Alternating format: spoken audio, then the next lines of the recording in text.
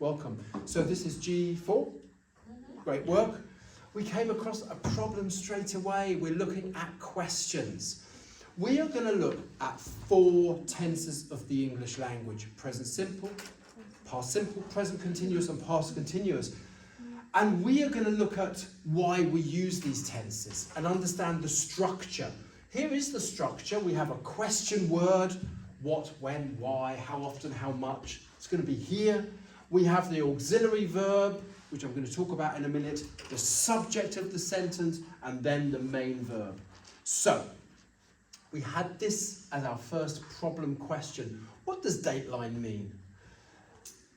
We look at the auxiliary verb and the main verb to find the name of the tense. Now, with present simple, you only need to look at the auxiliary verb.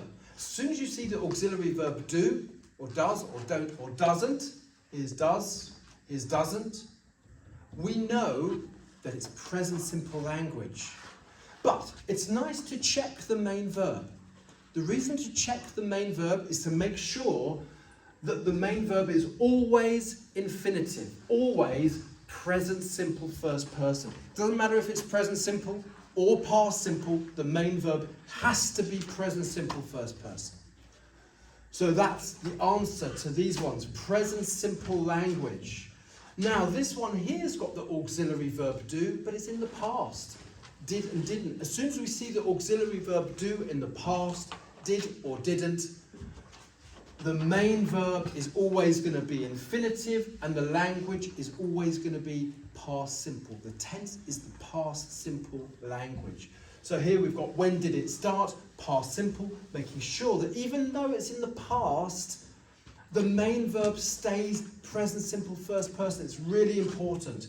And here is a negative question. Why didn't he become president? But it's still using the auxiliary verb do in the past, so it's past simple language. Remembering that the main verb is always infinitive. The other 2 interesting ones which we're going to need to look at over the next few days. Present continuous. Present continuous uses a different auxiliary verb, a different little verb. It's the verb to be. If you see that the little verb to be is present, you know it's present, but we will need to check this because there are lots of possibilities here. So if you see the present of the verb to be and the verb in the ing form, you know it's present continuous language, yeah. And then finally, if you see the verb to be in the past, we know it's past. We need to check the main verb. If it's ing, past continuous language.